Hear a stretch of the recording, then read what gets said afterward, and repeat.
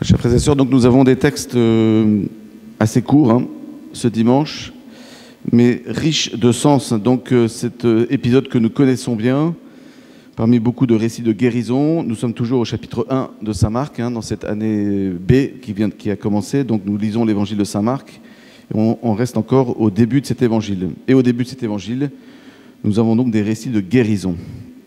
Alors là, aujourd'hui, on a une guérison particulière d'un lépreux.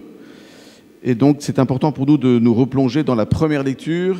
Comme vous le savez, chaque dimanche, hein, les premières lectures aident à comprendre l'Évangile. La première lecture donc, parle de mesures prises. Hein, donc, c'est dans le livre du Lévitique. Le livre du Lévitique, c'est un des livres les plus rébarbatifs, on peut le dire, hein, de toute la Bible. Je ne sais pas si vous avez une grande dévotion pour le livre du Lévitique.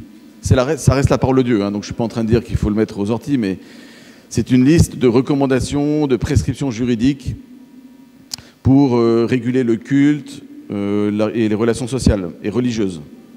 Alors là, dans cette partie du livre du Lévitique, il est question du traitement qu'on accorde à ceux qui ont des maladies de peau. D'où, évidemment, la question de la lèpre, et donc d'où le lien direct avec l'évangile d'aujourd'hui. Et il est dit que toute personne atteinte d'une tache, quelle qu'elle soit sur la peau, devra donc se présenter au prêtre pour qu'il le diagnostique, pas le médecin, le prêtre. Pourquoi ? Parce que dans la pensée juive, hein, il y a un lien intime, alors que Jésus va purifier et même corriger un peu, hein, mais il y a un lien intime entre la maladie du corps et la maladie de l'âme. C'est pas débile, hein, même si, bon là, ça nous choque un peu, mais vous verrez que les temps modernes n'ont pas changé là-dessus, mais il y a un lien intime entre le corps et l'âme, et donc pour le juif, il y a un lien fort entre les expressions visibles de la maladie et la maladie elle-même et l'origine spirituelle pécamineuse de cette maladie. Alors évidemment pour nous ça nous choque, hein, parce que évidemment le Christ d'ailleurs va corriger ça, hein, avec l'évangile de la guérison de l'aveugle, hein, qu'on entendra pendant le temps du carême. C'est pas parce que il a péché que l'aveugle s'est retrouvé aveugle. Mais l'idée à retenir, hein, c'est qu'il y a un lien entre le spirituel et le corporel. Et du coup, pour protéger, parce qu'on n'avait pas la science médicale de maintenant, pour protéger la population de la contagion, il fallait mettre cette personne à l'écart. Et puisque l'origine de la maladie, elle est surtout spirituelle, c'était au prêtre de faire le diagnostic. Donc, le malade devait se présenter devant le prêtre et le prêtre déclarait si oui ou non il était impur. S'il était déclaré impur, on le retranchait dans un endroit à l'écart, en dehors de la ville, et s'il guérissait, il devait se représenter à nouveau devant le prêtre. C'est pour ça que Jésus va dire au lépreux guéri, va te présenter au prêtre, et le prêtre le déclarait pur, et du coup il pouvait réintégrer la communauté des croyants. C'était une mise à l'écart dure, hein, évidemment, parce qu'au niveau social, vous étiez complètement mis à l'écart, mais c'était une mise à l'écart religieuse aussi. C'est-à-dire que vous n'avez plus le droit d'entrer dans le temple. Vous n'avez plus le droit de prier avec les autres. Et donc, le lépreux guéri était réintroduit non seulement dans la société, mais dans le temple. Bon, alors ça nous choque, ça, hein, mais si vous repreniez la première lecture, vous pourriez changer quelques petits mots pour l'actualiser. Vous voyez, vous pouvez dire par exemple, le malade, le contaminé se couvrira le haut du visage jusqu'aux lèvres avec un masque et il criera cas contact, par exemple. Vous vous souvenez, hein, c'est pas si vieux que ça. Hein.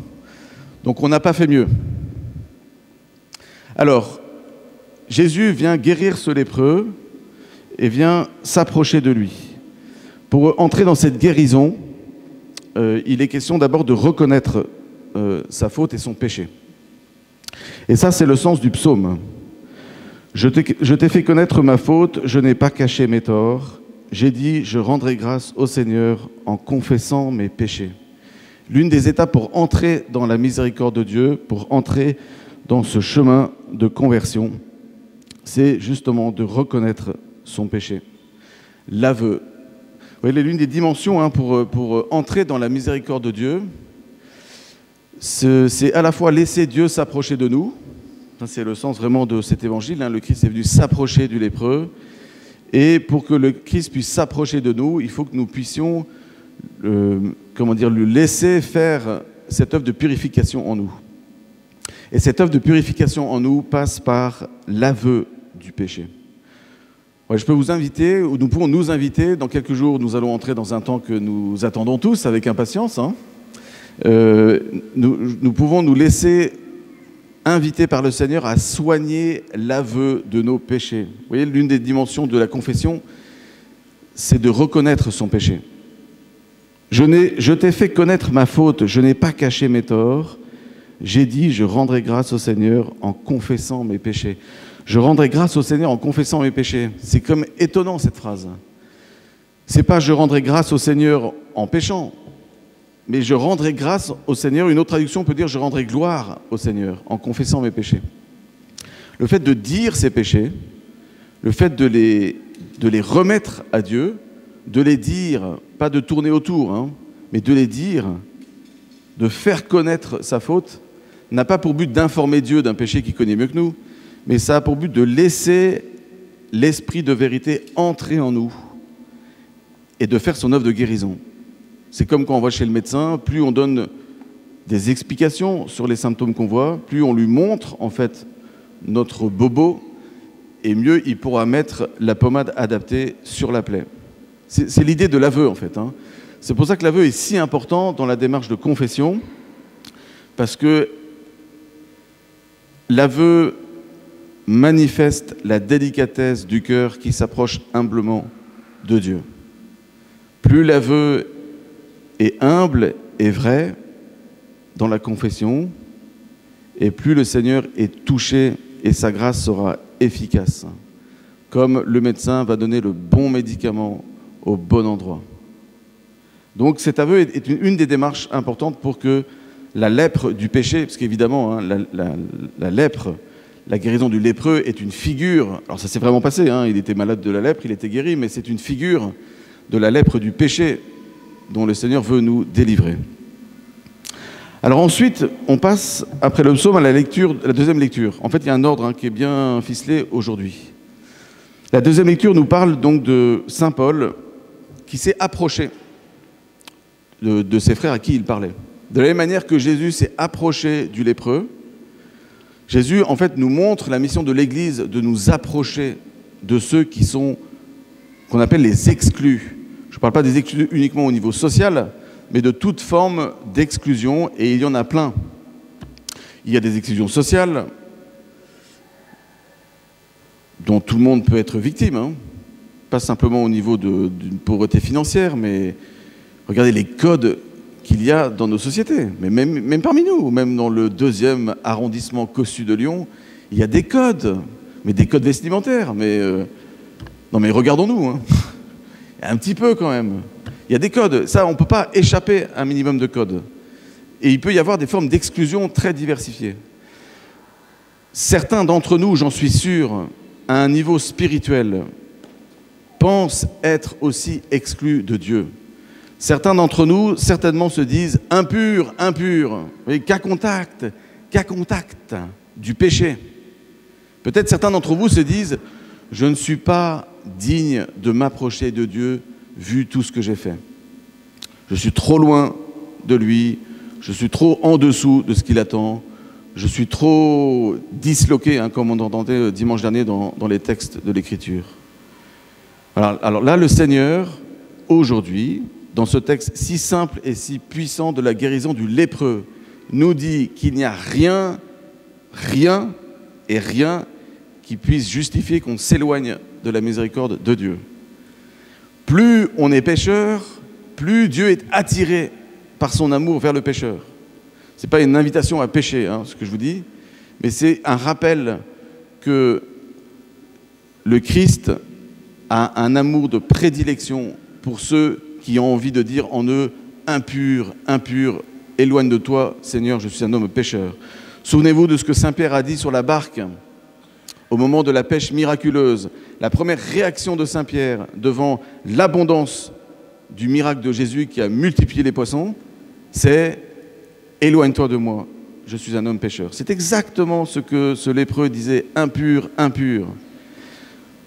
Je suis sûr que certains d'entre nous se disent ça intérieurement. Oh, si jamais les gens savaient le péché ou les péchés que j'ai commis, ils ne pourraient pas imaginer que je puisse m'approcher de Dieu. Eh bien si, justement, la bonne nouvelle d'aujourd'hui, c'est que le Seigneur s'approche de tous.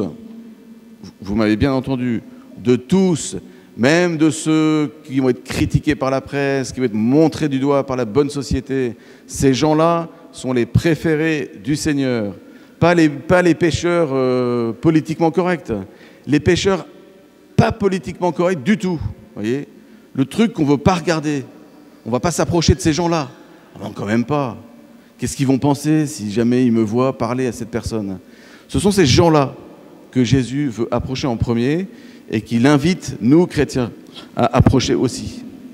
Quand le Saint-Père parle d'aller aux périphéries, c'est d'abord ça, en fait, hein, de repérer celui qui peut se sentir le plus exclu de la communion avec l'Église ou de la communion avec Dieu.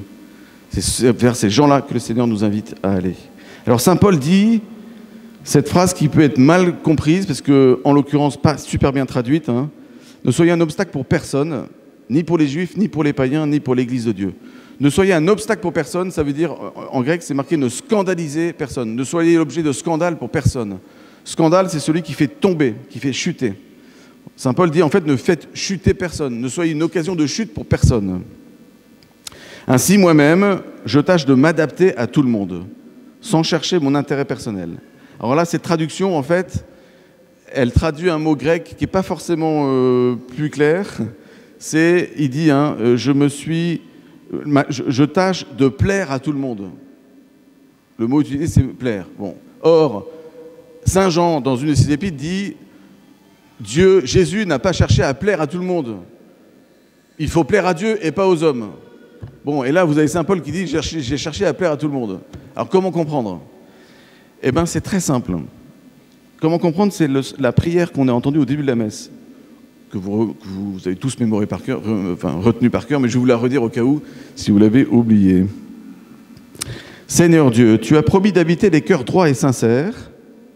Donne-nous par ta grâce de vivre de telle manière que tu puisses faire en nous ta demeure. En fait, c'est ça ce qu'a fait Saint Paul. Donne-nous par ta grâce de vivre de telle manière, c'est-à-dire d'avoir un comportement, une conversion en fait, de telle sorte que toi, Dieu, tu puisses faire en nous ta demeure. C'est-à-dire qu'il y a des comportements qui empêchent Dieu de faire sa demeure en nous.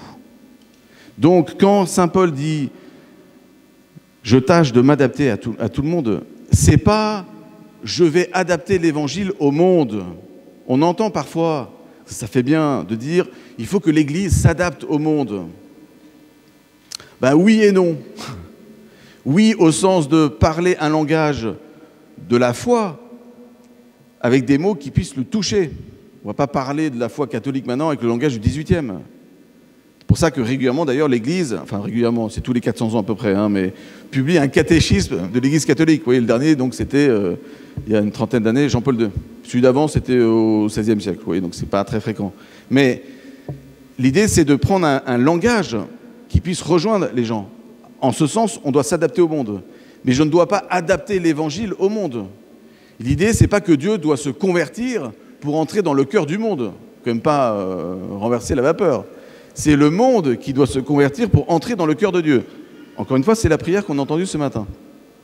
D'agir de telle manière que Dieu puisse habiter, faire en nous sa demeure.